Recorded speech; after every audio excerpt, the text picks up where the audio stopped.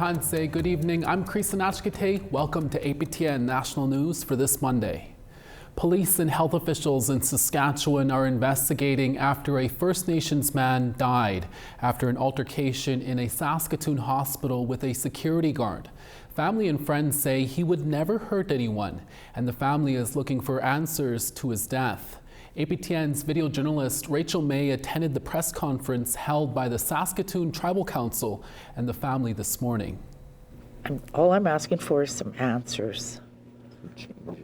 And changes. Like, we need to help our people. This can't be happening. Trevor Dubois' mother, Val, says he went to Saskatoon's Royal University Hospital on Monday, January 5th, for chemotherapy related to a brain tumor he had been diagnosed with about 3 months earlier.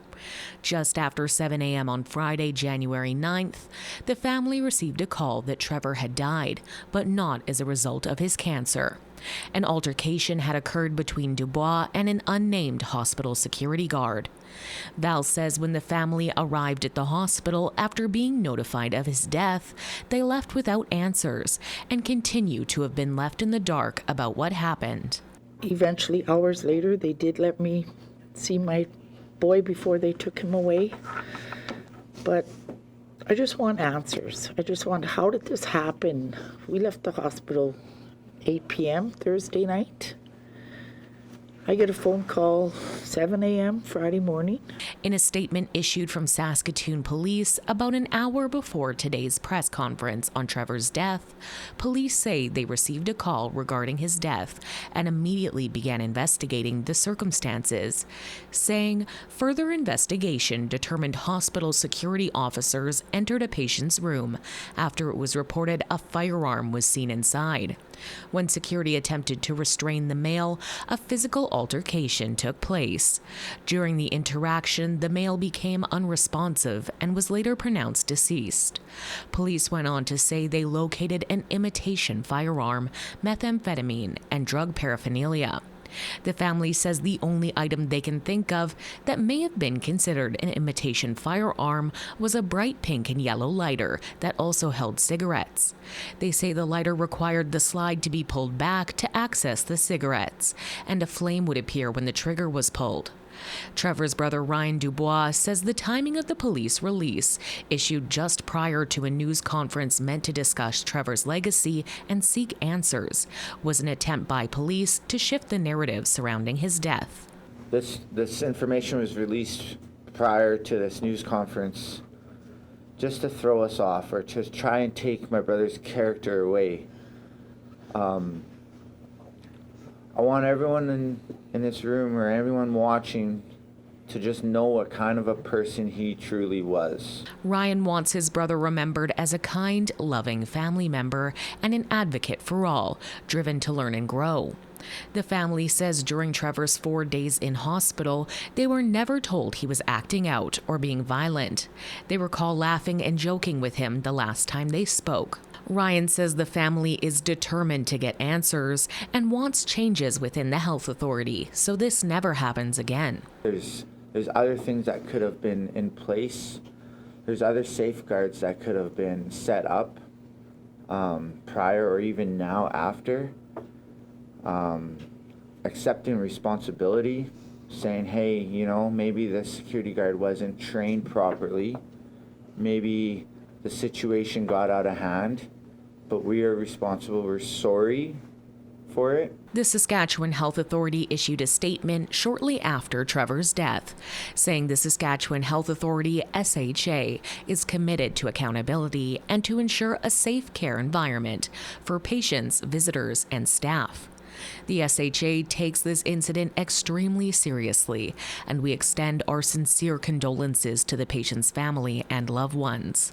In a statement issued following the press conference, the Saskatchewan Health Authority confirmed the security guard involved in the altercation has been suspended pending the outcome of an incident review and a related labor relations investigation.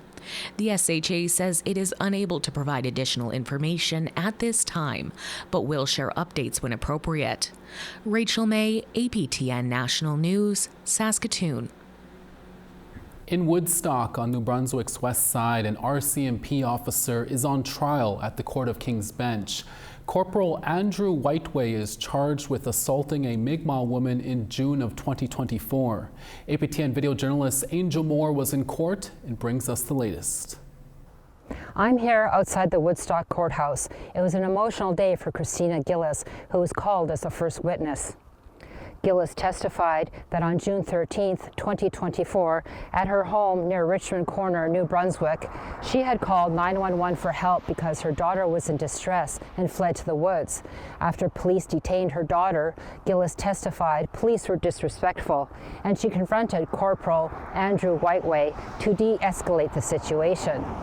Gillis testified Whiteway threw her to the ground and allegedly punched her in the face about 6 times and sustained broken facial bones and cracked teeth. Whiteway pleaded not guilty to aggravated assault for allegedly striking Gillis. Whiteway's lawyer, T.J. Burke, cross-examined Gillis and questioned when her injuries occurred. Burke told the court medical records that night showed there were no fractured bones. But when Gillis went for treatment 5 days later, and received a CT scan, it revealed facial fractures. The trial continues on Tuesday. Angel Moore, APTN National News, Woodstock, New Brunswick. Pimicikamak Chief David Monias says that 7 military personnel flew in from Toronto on Sunday and arrived in the community today. The situation in Pimicikamak is being assessed daily after an almost 5-day-long power outage left the community in a state of emergency. Monias says coordination calls have been taking place each morning between Red Cross, Indigenous Services Canada, Manitoba Hydro, and others. Chief Monias says that the Army's engineers and logistics people will do their assessment today of the broken sewage plant in the community. The chief says the first task that the military will assist with is identifying and assessing what needs to be fixed and what resources are needed to repair the water plant. He says a 100-man camp has been set up that will need to expand to 130 in the coming days. Portable washrooms and showers were ordered so that facilities could be used, which will cost at around $100 million, a cost that Monias says would have been preventable with a $5 to $10 million investment in their community before the outage struck. There are currently 4,400 people evacuated, with 1,300 to 1,500 in Thompson, Manitoba, and the rest in Winnipeg. Chief Monias says that community members have been having issues with hotel accommodations in Thompson, with rooms being prioritized to those traveling for hockey tournaments and other events, leaving people without places to stay. Chief Monias says on Wednesday, January 14th, specialists in engineering will be arriving and come up with logistics and project management for the community. We have some people that are coming from Calgary. We have some people that are coming from Ontario. And right now we have some people that are reaching out from the United States. So somebody actually who has a foundation and they have a portable water plant, a treatment water plant, what they want to bring. Mm-hmm. The only thing we have to pay for is the transportation costs to have it here installed in our community. Even that, we still have to kind of justify why is that we need that, despite the fact that we have water plants that are broken. Now to another First Nation in the north dealing with a somewhat similar issue. Evacuations were stopped late last week because of weather for some 2,200 people from the Saskatchewan First Nation. But as CTV's Angela Gemmel tells us, the community is working with its partners to help residents. 2026 isn't starting off well for Saskatchewan First Nation. Several infrastructure issues have led the leadership to declare a state of emergency. People are just tired of not having access to clean water and having the inability to have health care. On Sunday, the water treatment system failed, causing sewage to back up into homes and contaminate the water supply. That also caused flooding at the community's nursing station. The infrastructure is more than 30 years old and in need of upgrades. It's something they've been trying to address with the federal government. It's an ongoing issue with these deficiencies. The government keep putting band-aid solutions on this water plant. Like I said, we want permanent solutions. About 100 vulnerable residents have already been evacuated from the First Nation and flown to Timmins and Kapuskasing. But due to the urgent public safety concerns, leadership has requested a full evacuation of all 2,200 residents. We don't have any potable drinking water. We're having issues bringing in water to the community because of weather conditions and where our planes are flying from. So we have a whole list of issues, and it kind of necessitated the need for our community to evacuate. And keep encouraging people to be strong out there. Be safe when they're evacuated. Indigenous Services Canada says it's working closely with the community. It distributed some bottled water and sent specialized technicians to help repair the equipment. A spokesperson for Indigenous Services Canada says this is an evolving situation and we will continue to respond to all critical needs to support community members and leadership through this evacuation and to get people back home as soon as possible. It's unknown when the community will have a working water system again, and more evacuation flights are being planned in the coming days. Angela Gemmell, CTV News, Sudbury. And an update to that story, leadership of the Saskatchewan First Nation says it is frustrated by the lack of federal and provincial support regarding the First Nations state of emergency, which has been in place for more than a week now. In a statement posted to social media, Chief Hosea Wesley said, "We are extremely disappointed with the response so far from our federal and provincial treaty partners. No political leaders from Ontario have reached out, and the response we have received so far does not meet the urgency of the situation that is unfolding in our community. I have invited Minister Mandy Golmasti to visit Saskatchewan so she can see firsthand what is happening and grasp the urgency that we are facing to get our members out of these conditions." Minister Golmasti has yet to take the chief up on that offer. Saskatchewan is also requesting that the federal government send in the Canadian Armed Forces to help speed up evacuations and help the most vulnerable to safety. Minister Golmasti did say Indigenous Services Canada is assisting the First Nation with on-the-ground support, including with the help of tradespeople to make repairs to the water treatment plant and nursing station. The minister said the Canadian Rangers are also assisting with coordination and setting up a temporary nursing station. Chief Wesley says the evacuation process needs to move quickly since the nursing station is still not operational due to the flooding of the sewage water in the building. Chief Wesley says if someone gets hurt or has a health condition, there would be nowhere for them to receive care. Another First Nation is taking the Alberta government to court over separation talks. That story after the break. Stay with us.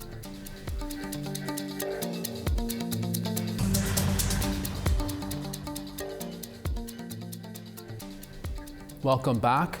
Two individuals from Listuguj Mi'kmaq Nation are in custody after a large drug bust last Friday. The Listuguj Police Department announced via social media that they seized multiple substances and items. The department says it executed a search warrant under the Controlled Drugs and Substances Act.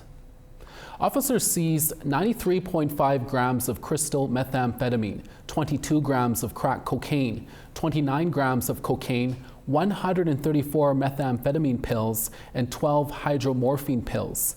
Police say 2 firearms, 12 cell phones, and cash linked to drug trafficking were also seized. APTN News requested an interview with the police department, but they were unable to speak before our deadline.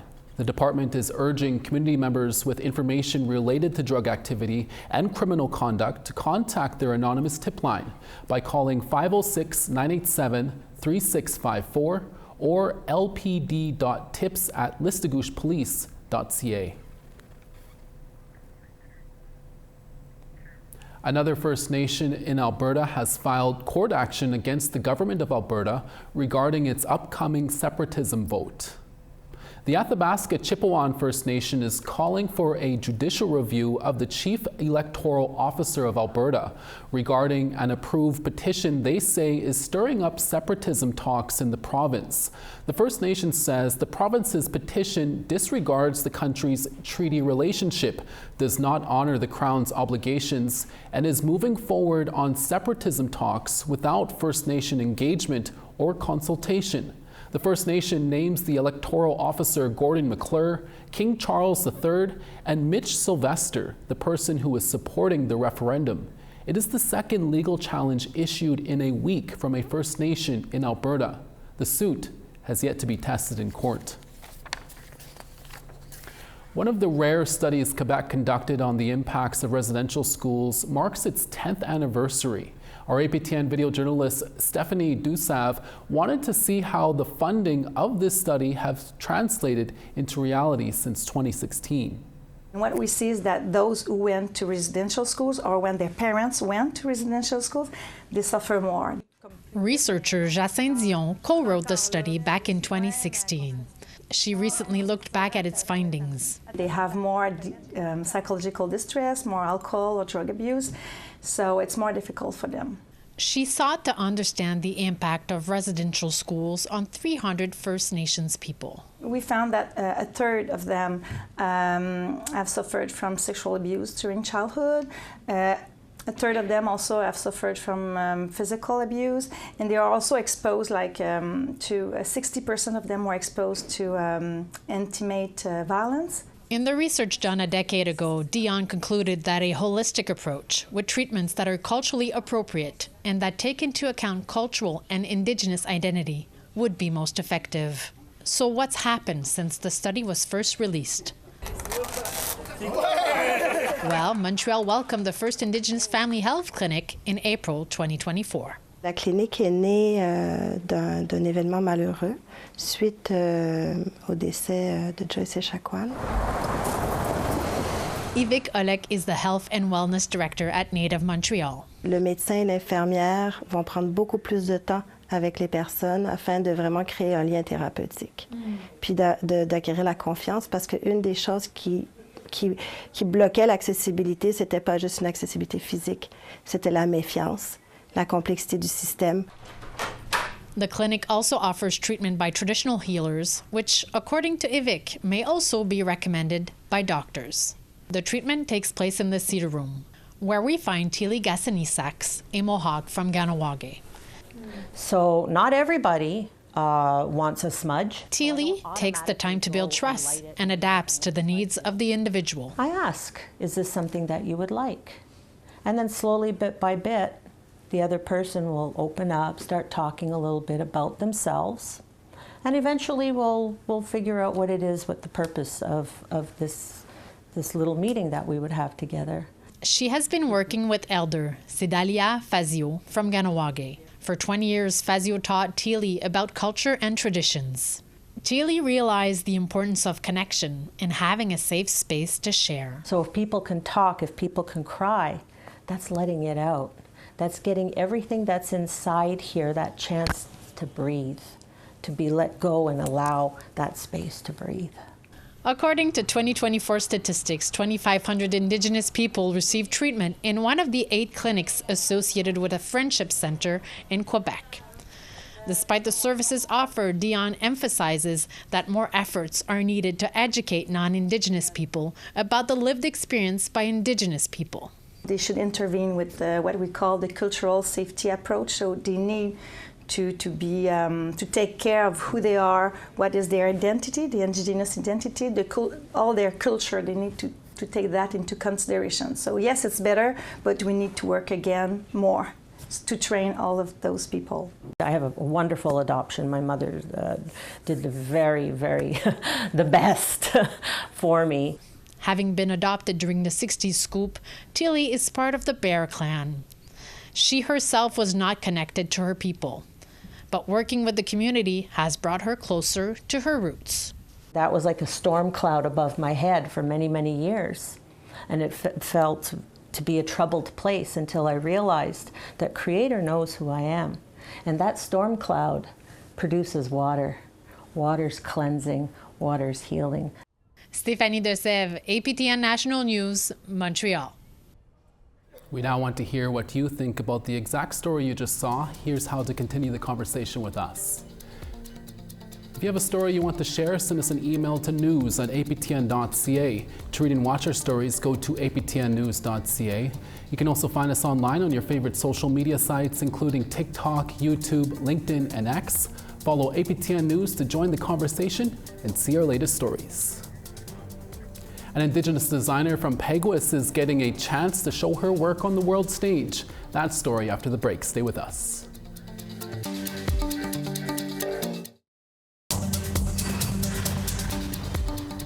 Welcome back. Time now for our photo of the day. Fran Etzel in Ross River, Yukon sent in this beautiful photo, but she did not mention it was minus 52 at the time. Brr, that's a cold one. What do you do when it's that cold? Hopefully the holidays warmed up at least a little. Thanks, Fran, for that picture. For the chance to be our next photo of the day, send us your pictures to share at aptn.ca. Time now for tomorrow's weather forecast. In St. John's, it's 0, Charlottetown +1 and sunny. Cartwright -9 and sun's out there. Happy Valley Goose Bay -8. -3 in Saskatchewan. St. Jovite 0 and cloudy. Toronto partly cloudy and 1. Sault Ste. Marie 0. Sioux Lookout -1. Thunder Bay 0. Puckadowagan +1 and sunny. Thompson -16. +2 in Winnipeg and partly cloudy. Princess Harbor +1. +1 in Regina. Saskatoon +1. Meadow Lake partly cloudy and 1. La Ronge +2. Northern Alberta high level -3. Fort Chipewyan -9. Calgary 6. Lethbridge 9. 11 in Vancouver. Penticton cloudy and 8. 9 and rain in Prince Rupert. Smithers cloudy and 4. Old Crow sun's out there -35. Rock River -30. Sunny in Watee at -18. Wrigley -25. -30 in Fort McPherson. Inuvik -32. -25 in Baker Lake. Chesterfield -22. And Arctic Bay -28, Clyde River -23, and sun's out. Japan Fashion Week will take place in June of this year, with a designer from the Peguis First Nation set to bring an all-Indigenous showcase for the first time. Alicia Sutherland, owner of Ali's Ribbons, will be bringing the first ever Indigenous showcase to Japan Fashion Week, which will take place in Tokyo this year. The organization is creating a platform for Indigenous artists and began announcing selected models, performers, and designers that will travel from North America to participate. Ali's Ribbons says they sent out 70 acceptance letters for the showcase, with over 500 auditioning to model. With the first Indigenous showcase in Japan, Ali's Ribbons will be making a significant impact in the Indigenous fashion world. Congrats to Alicia and all of her hard work. We're all very proud of you. And that's your evening newscast for this Monday, January 12th. We're back again midday for APTN National News Daytime. Please join us then. Have a good rest of your evening, and thank you so much for watching. Exe.